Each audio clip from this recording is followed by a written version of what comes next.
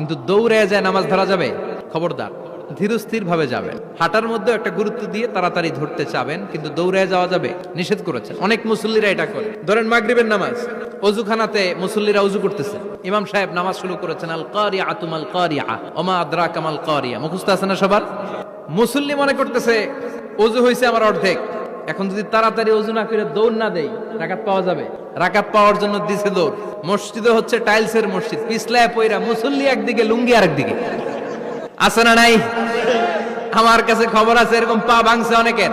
রাকাত ধরার জন্য মুসল্লি তাড়াহুড়ো করে দিছে দৌড়, মুসল্লি একদিকে লুঙ্গি। বিশ্বনবীর কথা মানে নাই, ওটারে ল্যাংড়া বানাইছে কে?